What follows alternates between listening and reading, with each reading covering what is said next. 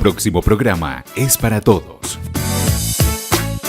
No contiene escenas de sexo o violencia.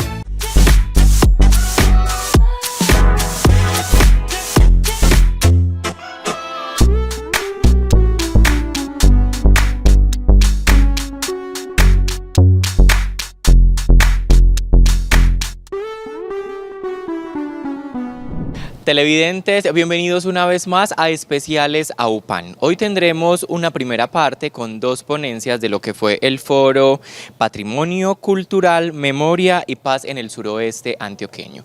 Esto como resultado a un diplomado que dictó la Universidad de Antioquia Seccional Suroeste. Bienvenidos. Buenos días, sean bienvenidas y bienvenidos a la socialización de trabajos y a la entrega de certificados de los participantes en el Diplomado Patrimonio Cultural y Memoria en el Suroeste Antioqueño, impartido gracias a la articulación entre la Dirección de Regionalización y la Facultad de Ciencias Sociales y Humanas de la Universidad de Antioquia. El diplomado se realizó en el marco del Plan de Acción 2022-2025, una facultad territorializada con formación integral y compromiso social de la Facultad de Ciencias Sociales y Humanas de la Universidad de Antioquia dentro del proyecto Promoción de Patrimonio Cultural y la Memoria en las subregiones del departamento. La decana de la facultad, Alba López, no pudo acompañarnos el día de hoy, sin embargo, les envía un saludo especial a los participantes del diplomado y a quienes asisten hoy a este foro. Desde la facultad hay una convicción potencial que hay en los territorios en cuanto a procesos de conocimiento y de acción en temas cruciales para la identidad y el tejido social, como lo son el patrimonio y la cultura.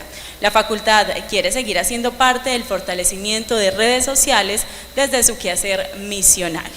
Hoy confirmamos que quienes se inscribieron y finalizaron este diplomado son personas comprometidas con temas sociales en el territorio del suroeste. Lo que escucharemos hoy es precisamente trabajos desarrollados durante el diplomado, muchos de ellos provenientes de procesos anteriores y todos ellos con un potencial grande para continuar trabajándose como temas transversales en las agendas locales.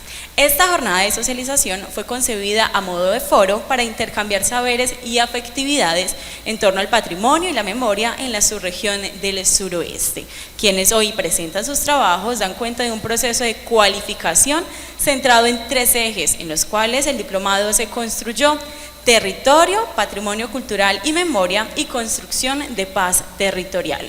La articulación de estos ejes hace posible que nos pensemos como territorios vivos y en proceso de tejernos alrededor de un pasado, un presente y un futuro en común.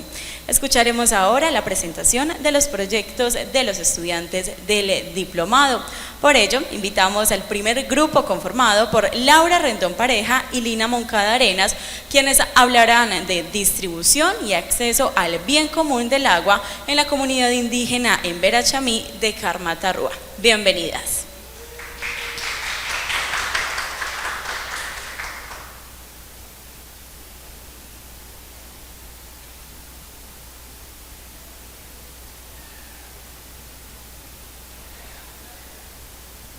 Bueno, muy buenos días para todos y todas. Les agradezco que nos estén acompañando en este espacio. Entonces vamos a estar dialogando y conversando, la compañera y mi persona, sobre el tema de investigación, distribución y acceso al bien común del agua en la comunidad indígena en Verachamí de Carmatarrúa. Bueno, acá vamos entonces a contextualizar un poco Carmatarrúa.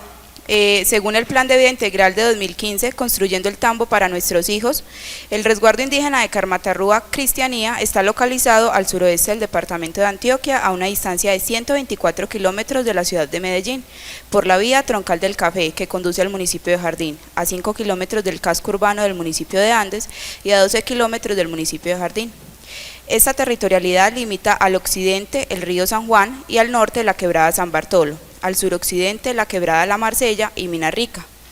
Les hago esta contextualización porque más adelante vamos a ir evidenciando justo el tema de investigación, distribución y acceso al bien común del agua, cuáles son esas partes, digámoslo así, donde la comunidad puede acceder al agua. y pues teniendo en cuenta los lugares con los que limita. El documento de formulación Plan de Vida Comunitaria 2015 dice que en el resguardo se cuenta con el servicio de acueducto multiveredal de jardín, que según el EOT 2004 abastecía a 165 de un total de 329 familias. Estos datos es como para tenerlos ahí presentes porque a través de las entrevistas vamos a evidenciar también otros resultados que de pronto nos van a hacer cuestionar un poco más. Entonces, abastecía 165 de un total de 329 viviendas, con un cubrimiento al 100% en los sectores de Villa Inés, Sorrento y Pueblo Nuevo, entre el 72 y 75%. En los sectores de Minarrica, Marsella y Cristianía Tradicional. Este acueducto se surte de la quebrada La Linda, la cual, según el Plan de Gestión Ambiental Regional 1988 de 2006, presenta agotamiento de aguas por la deforestación y mal manejo de aforos y problemas de contaminación. El resto de las viviendas se surtían de agua mediante drenajes de los nacimientos existentes en el resguardo, drenajes expuestos a la contaminación por aguas servidas del mismo resguardo. Esto lo dice el Plan de Vida Comunitario. Voy a leerles también un poco, narrarles la topografía de Carmatarrúa. Carmatarrúa es de topografía ondulada, entonces presenta montañas, presenta lugares en la parte alta donde permite también el cultivo de diferentes, hortalizas y productos de consumo, pero también presentan esta parte nacimientos de agua. Entonces dice que tiene cerros también aislados, tiene cerros que son de cuidado o de preservación, lo que significa que en estas partes pues no se puede hacer como una intervención como tal para producir o para sembrar. En una parte del territorio se presentan procesos erosivos por escorrentía y por socavamiento de los sauces de la quebrada Plátano Muerto, la represa, y del río San Juan en los sectores Villa Inés y Sorrento y La Soberana. Aquí también entonces, a raíz de lo que les estamos narrando, les queremos también brindar la justificación. ¿De dónde sale entonces este proceso investigativo? Resulta que cuando empezamos a realizar el diplomado nos empezamos a preguntar por lo sagrado para la vida, por el patrimonio cultural y quienes mencionan qué es patrimonio cultural. Entonces a partir de allí empezamos a cuestionarnos qué temas queríamos trabajar o qué temas eran importantes en el suroeste para ahondar.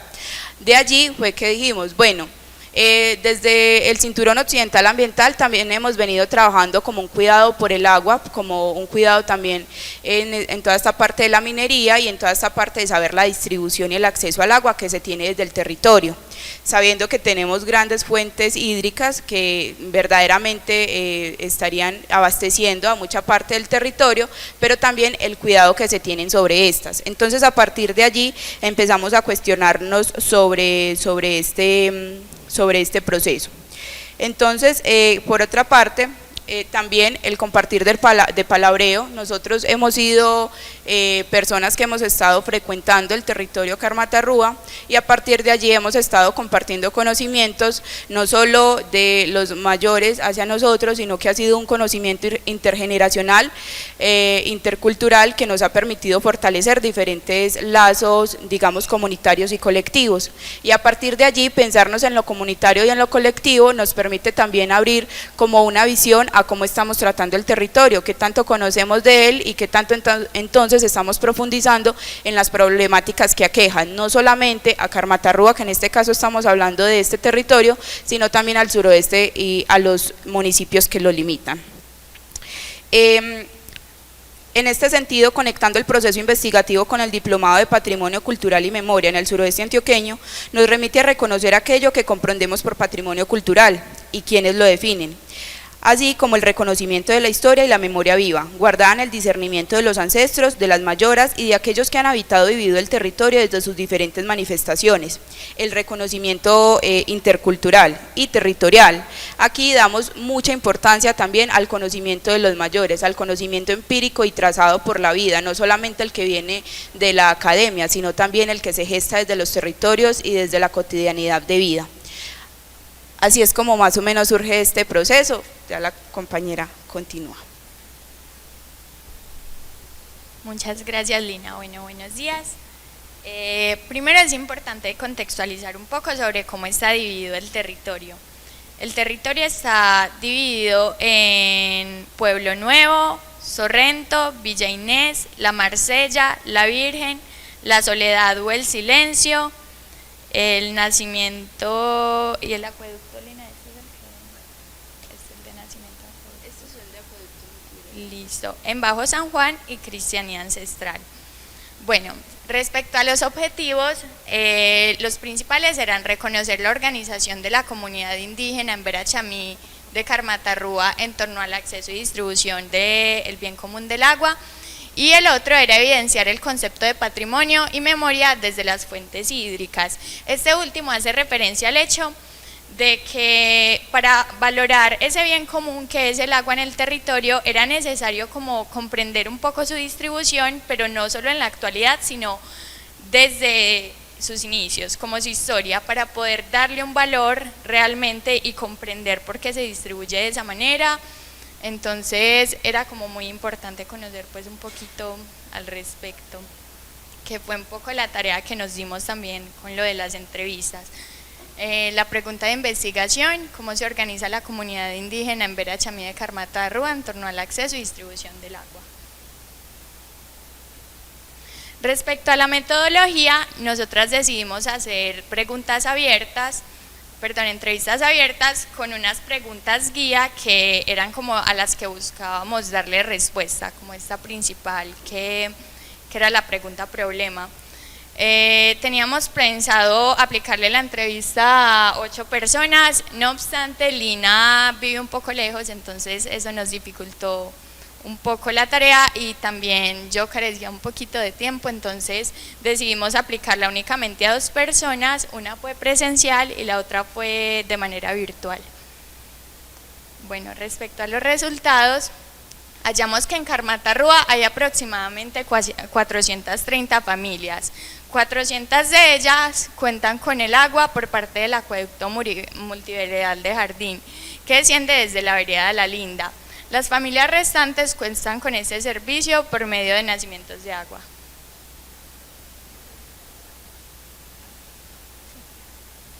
Bueno, también en Carmatarrúa hay aproximadamente 329 viviendas, y recordemos que hay 340 familias, entonces hay ahí como un poquito de desequilibrio en tanto a la cantidad de viviendas que hay para albergar.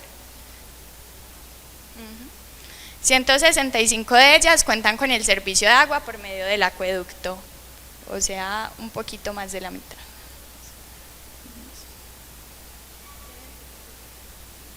Bueno, en la entrevista hallamos un testimonio de Gustavo, que es un comunero de Carmatarrúa. Él decía que la mayoría de las casas entran por proyecto de vivienda nueva, por lo que es uno de los requisitos tener los servicios públicos, el servicio del acueducto. Esto se debe realizar gestionando por el Cabildo, quien organiza cuántas casas nuevas son y luego gestiona con el acueducto multiveredal. Dependiendo del número de viviendas nuevas, el fontanero municipal llega a la casa, mide los metros que se deben romper en el suelo hasta el tubo madre. Bueno, las amenazas de este bien común son los plaguicidas, que se utilizan mucho en los cultivos que hay en el territorio, también los monocultivos, los cambios climáticos y el valor y cuidado otorgado por los habitantes, que hay como una falta de conciencia por parte de algunos, entonces no se da como el cuidado adecuado para los nacimientos de agua, por ejemplo, que según nos dijeron en las entrevistas corre por cuenta de los usuarios y estos muchas veces no lavan los tanques o no se encargan pues como del cuidado de los nacimientos.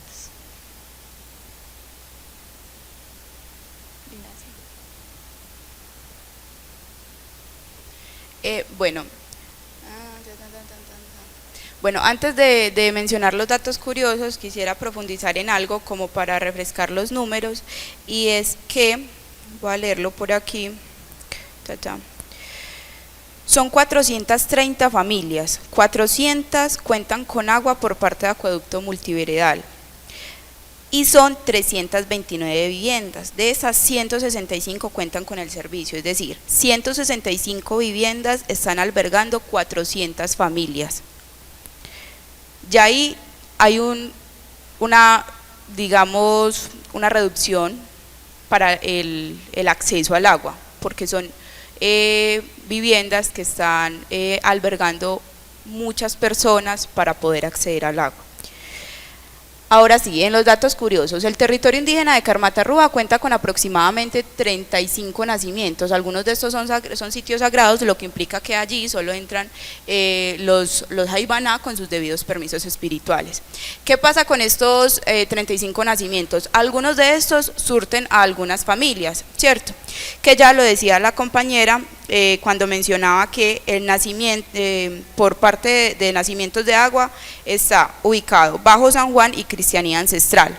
Estos dos son los lugares que se surten por nacimientos de agua.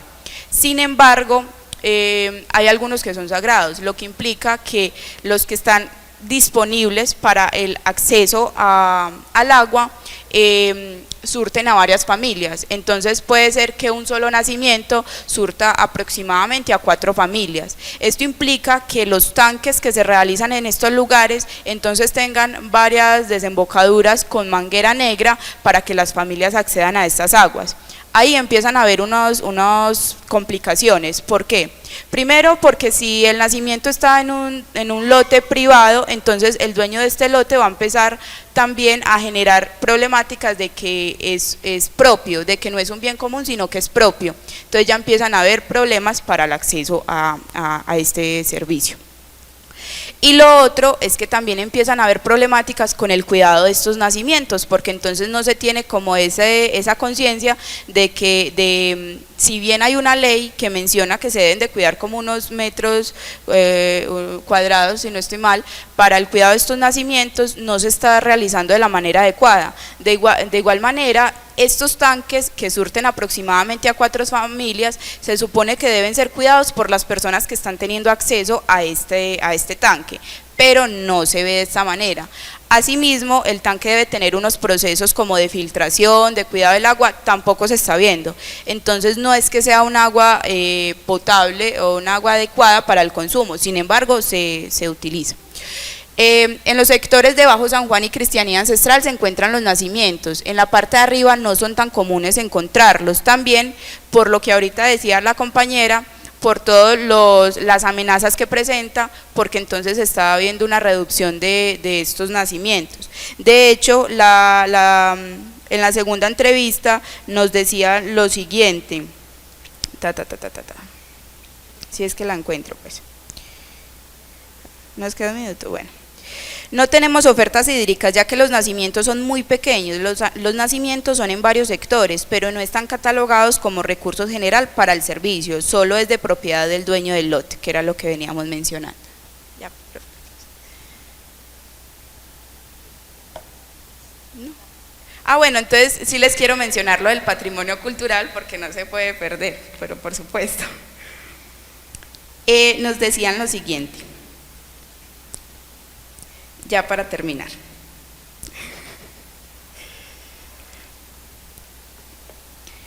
El significado de patrimonio desde la comunidad indígena de Carmatarrúa se asocia y relaciona con la memoria. No se puede proteger aquello de lo que no tenemos un conocimiento base y que no recordamos. Es necesario conocer la historia, sus puntos de encuentro, dónde se sitúa y las personas que habitan esta realidad. Para las comunidades indígenas, la preservación y cuidado de la memoria son la clave para pensarse en la salvaguardia de las tradiciones, la cultura, el territorio y el medio ambiente.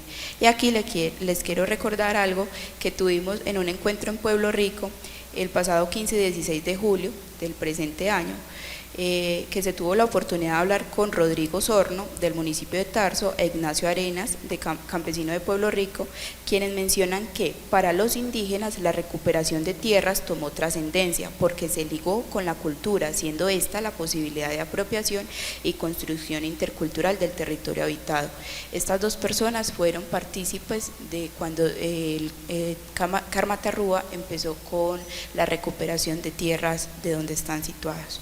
Y por último, una reflexión que nos deja también el comunero Gustavo, nos dice lo siguiente: lo único que faltaría en el territorio es buen liderazgo. Si una comunidad no tiene un buen liderazgo, obviamente esa comunidad va a estar desubicada y desorientada y no va a tener la firmeza en sostener el equilibrio. Hay un ejemplo muy bonito: si un abuelo es el único abuelo que habita en una casa ancestral y ese abuelo fallece y la casa queda sola y los que acompañaron en esa casa no estuvieron en el momento que falleció, pues nadie va a saber cómo dirigir y orientar esa casa. Por eso es importante que lo que nosotros hemos citado en los círculos y en las espirales de palabra, cómo transmitir nuestra oralidad, cómo dar conciencia, cómo sembrar pensamiento, cómo rescatar esa arte antiguo, cómo enseñarle a las generaciones actuales la importancia de escuchar a los mayores, porque esa es la forma de transmitir de nosotras auténtico. De decirle a las generaciones que nuestras vivencias, usos y costumbres tienen que ser transmitidas de alguna manera. Creo que eso sería lo que faltaría para que se cuidara y se preservara el conocimiento ancestral. Muchas gracias.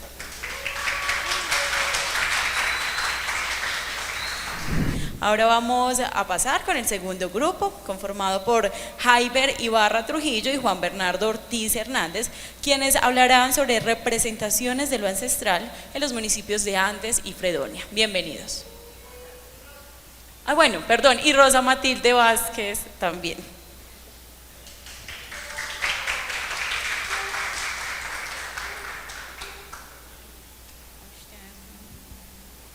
Bueno, buenos días. En la programación que tenía Luisa estaba solo Jaiber y mi persona, pero en estas últimas 2 semanas unimos el trabajo porque vimos que teníamos varias cosas en común y nos vamos a recoger de esto que vamos a presentar. Buenos días para todas las personas que están acá y las que van a poder ver esto en otro momento, a los compañeros del diplomado, que bueno ya estar acá terminando este proceso que nos dio tantas ideas. Este es el resultado de lo que plasmamos o lo que investigamos y recogimos nosotros. El proceso se va a llamar los saberes ancestrales en el suroeste antioqueño como patrimonio cultural en los municipios de Fredonia, Andes y Jardín. El trabajo está conformado por Jaiber, que es un compañero de Fredonia, por mi persona y por la profe Rosa. Vamos a hacer un recorrido de alguna manera por el suroeste hasta, si quieres ahí la podemos, hasta aterrizarnos acá en el presente. Entonces vamos a partir de la pregunta de qué saberes ancestrales se reconocen en el suroeste antioqueño desde el patrimonio cultural en los municipios de Fredonia, Andes y Jardín.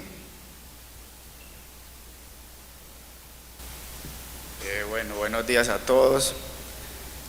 Para responder a la pregunta que planteamos en la investigación, decidimos hacerlo como de manera indirecta, o sea, indagar primero en las materialidades o en lo que le da sentido al espacio y al territorio, partiendo desde un tiempo, como desde ese primer milenio en el territorio.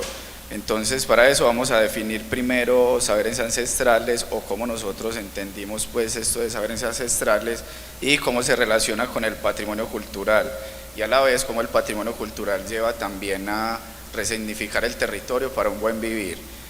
Por saberes ancestrales nosotros lo entendimos que es como más allá del conocimiento que se adquiere con la experiencia y con la observación y la influencia en las instituciones, es como un buen conocer. O sea, ya las compañeras lo estaban planteando, que para poder tener un buen vivir tenemos que tener un buen conocer, que eso también subyace de una cosmovisión indígena que viene del buen vivir. Entonces un buen conocer implica una relación con lo natural, con los ecosistemas, las plantas y también un manejo de este ecosistema, de cómo los antepasados o los ancestros nos enseñan esas relaciones, y también empleando o incluyendo dentro de esta denominación de ancestral las connotaciones de espiritualidad. O sea, la espiritualidad también se incluye dentro de esta ancestralidad, lo que llevaría también a unas herramientas que dan mejor convivencia a las relaciones sociales y precisamente a tejer vínculo entre las comunidades y las personas que habitan el territorio.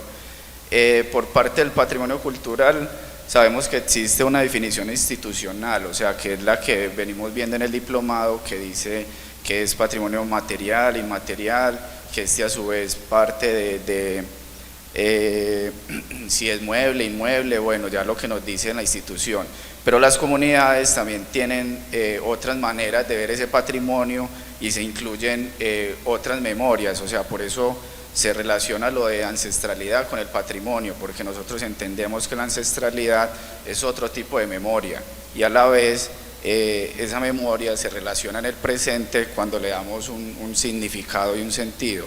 Entonces, para pasar como al caso o a lo que queremos expresar para dar diferencia entre el patrimonio cultural y la memoria, vamos a mostrar un caso que tuvimos precisamente con el mayor Gustavo, que es un médico tradicional de la comunidad Carmatarrúa, y que él nos mostraba a través de lo que se puede entender como una memoria arqueológica, que es lo de la cerámica en arqueología desde los museos, que también es una manera en que se representa lo ancestral, o sea, lo ancestral está representado en los museos, por ejemplo, en este tipo de piezas o colecciones que evidencian también un saber hacer este tipo de materialidades. Entonces, desde el patrimonio cultural se entiende que esto es patrimonio arqueológico y se dicta un trato que se le debe dar, pero cuando entramos en diálogo con otras memorias, como es la comunidad Carmatarrúa, entendemos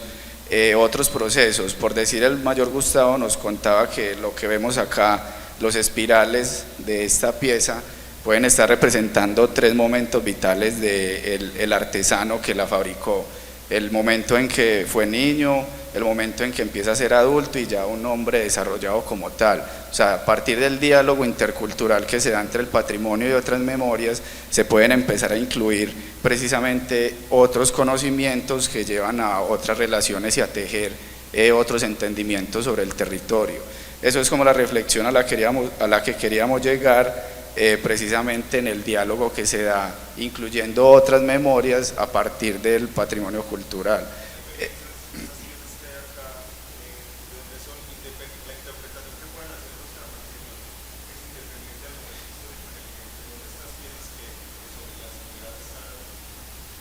Sí, bueno, estas piezas son de Fredonia, se encontraron en Fredonia y hacen parte de una colección de arqueología de 213 piezas, pero lo que queremos resaltar es precisamente que así en el museo haya un discurso, ¿cierto? Un discurso institucional que dice que el patrimonio cultural debe estar metido en unas dinámicas que el mismo museo condiciona.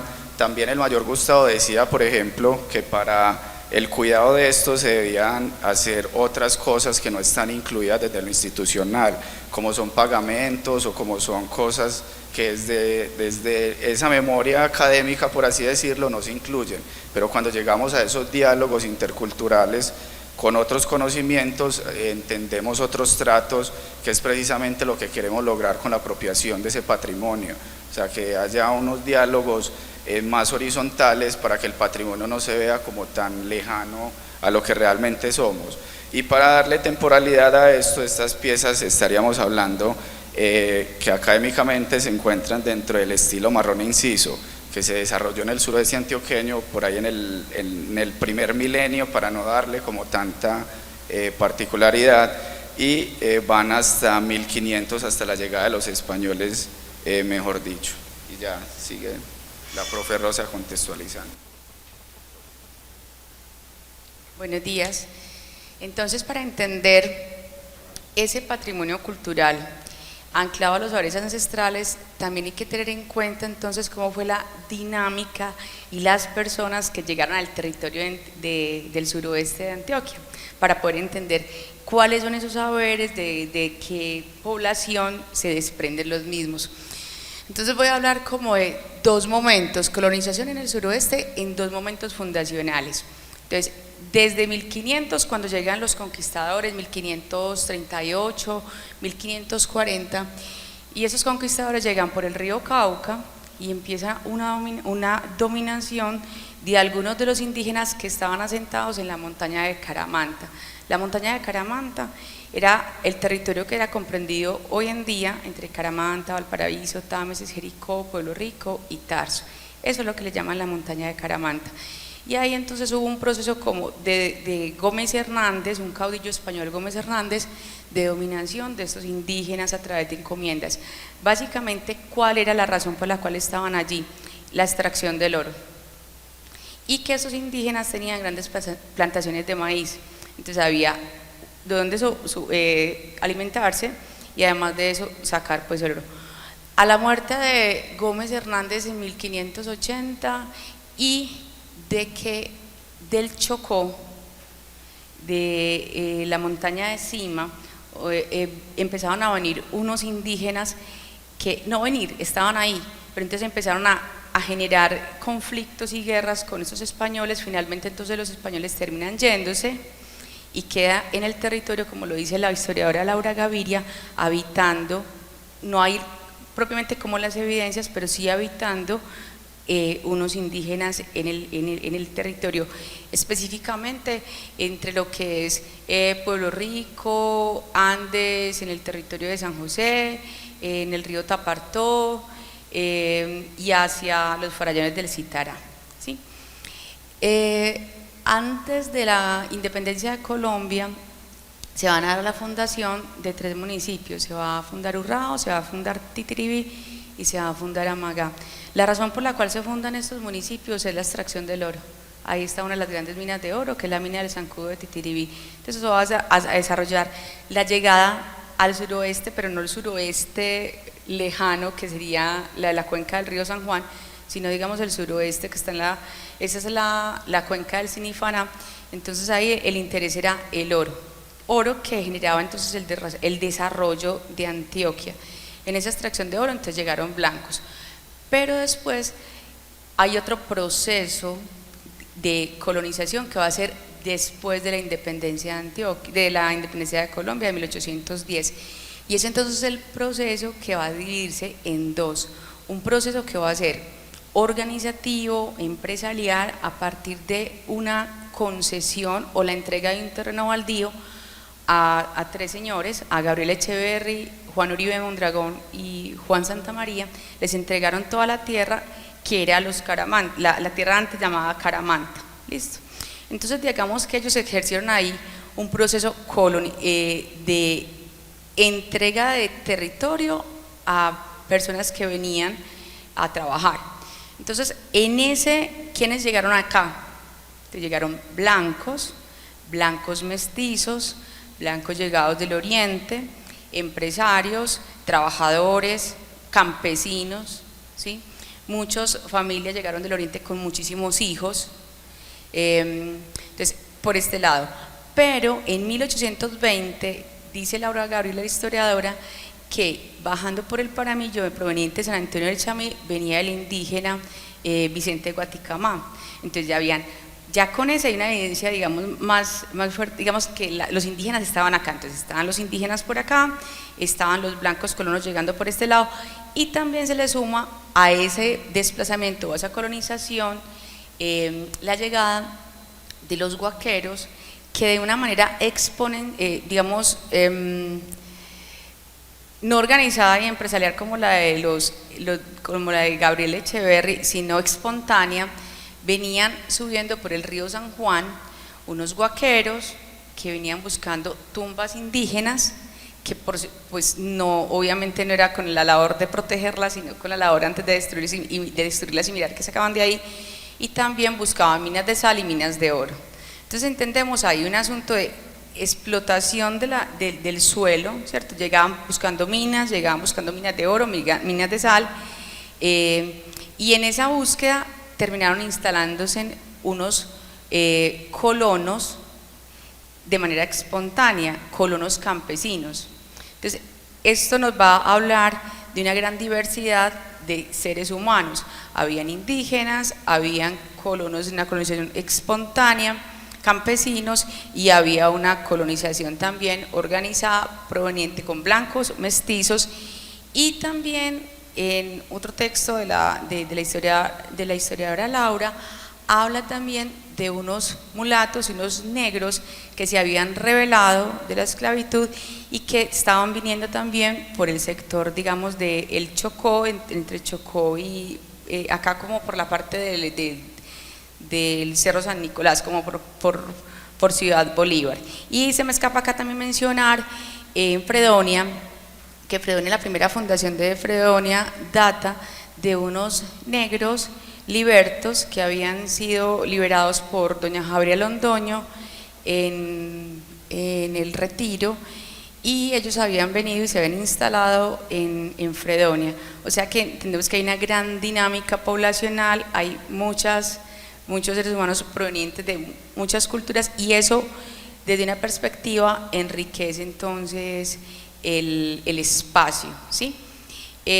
Ahorita yo me voy a tener acá pues en esta partecita hacia 1830 que ya empieza, entonces con estos datos Juan verá a dar ya como las interpretaciones, pero yo sí quisiera dejar acá como el cuestionamiento es, bueno, hay dos momentos colonizadores, pero ahorita con la declaratoria de Jardín como municipio que está dentro de la red de municipios patrimonio de Colombia, ¿qué otra colonización se nos avecina? Si ya tenemos una ya bastante marcada de extranjeros, en unos 10 años, ¿qué vamos a tener, cierto? ¿Qué otro tipo de colonización también vamos a tener, o qué tipo de personas van a llegar al territorio y nos están llevando a cambiar las dinámicas también en el espacio, en la arquitectura, en la cultura, en las tradiciones, en la forma de los usos del suelo, en la forma también de la interacción cultural?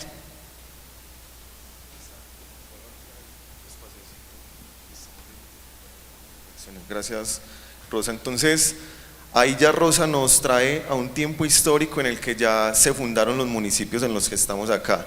Yo les voy a compartir, quiero decirles ahora que esto que están viendo son las diapositivas de un documento que nosotros compartimos, en el que hay más información para temas pues prácticos de hacer la exposición. Entonces, yo voy a terminar para que podamos hacer las reflexiones que teníamos pensadas, dándoles unos extractos de unas entrevistas que son resultado del primer diplomado que hace parte también de este proceso, aterrizando 3 poblaciones o 3 formas de vida que podríamos estar reflexionando si pueden ser formas tradicionales de vida también en el suroeste, adelantándonos a establecer que con lo que nos plantea Rosa estamos en municipios muy jóvenes organizativamente. Entonces, del extracto que les voy a traer, solo les voy a leer lo que son los alimentos tradicionales para estos 3 grupos poblacionales. En el documento van a encontrar cuáles son las formas de celebración que ellos tienen, cuál es la organización política que ellos tienen de estas 3 entrevistas, unas prácticas indígenas, unas prácticas campesinas y unas prácticas afrocolombianas. Esto es muy rico porque en el suroeste tenemos estos 3 grupos poblacionales.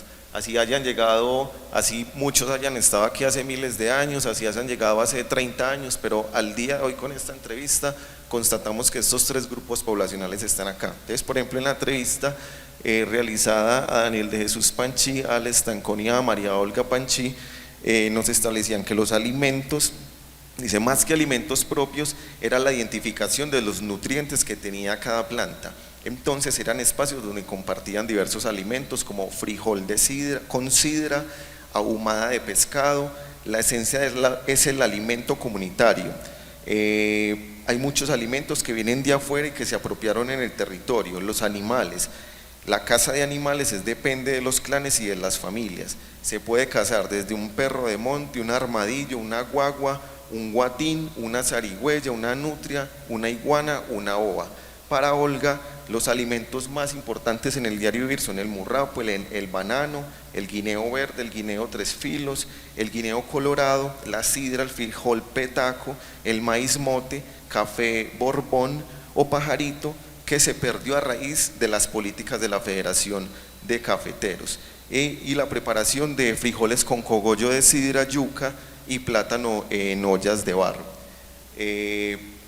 Igual son alimentos también que, como dicen ellos, son apropiación que hemos tenido y que seguramente nosotros también los vamos a encontrar por ahí. Los afrocolombianos, en la entrevista que le realizamos a Wilson Blandón Córdoba, un profe de acá del municipio, nos compartió que los alimentos que se tienen en este momento o que todavía se preparan, no puede ser que no lo haya traído, voy a buscar el de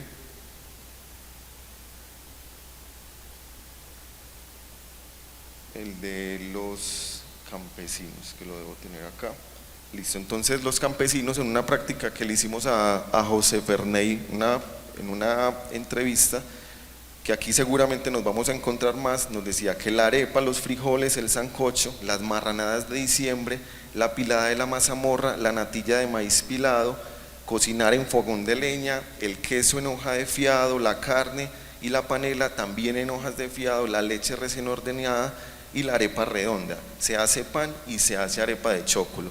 Esto es una parte de lo que es la alimentación. Cuando vamos a mirar cuáles son las celebraciones que ellos tienen, también nos vamos a encontrar tres mundos completamente diferentes, entendiendo que los campesinos van a tener más un legado cristiano católico, ¿cierto? Van a ser un reflejo también de un proceso externo también de las celebraciones, así como si bien los afros tienen muchas celebraciones también que vienen de África y de muchas formas tradicionales, es algo que ellos vienen cargando desde los lugares desde los que se han desplazado, y así como los indígenas. Entonces, aquí terminamos nosotros. Yo creo que hay unas imágenes, Sara, queríamos traerles esta imagen que es el Liceo Juan de Dios Uribe.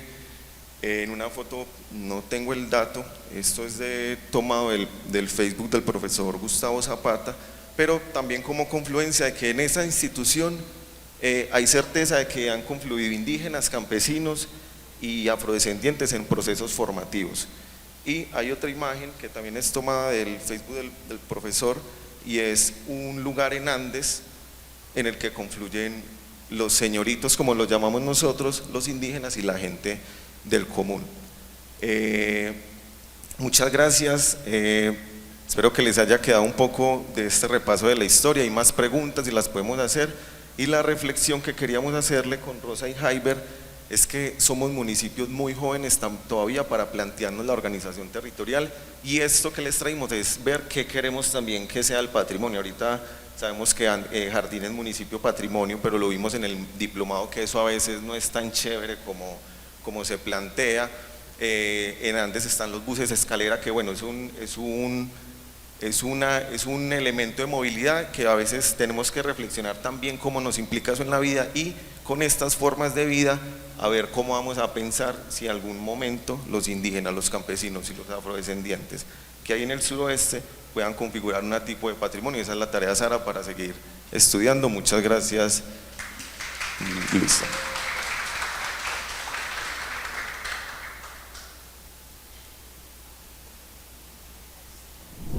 En esta primera parte, como lo acabamos de ver, pudimos escuchar entonces el resultado del trabajo de Laura, de Lina, de Javier y de Juan Bernardo.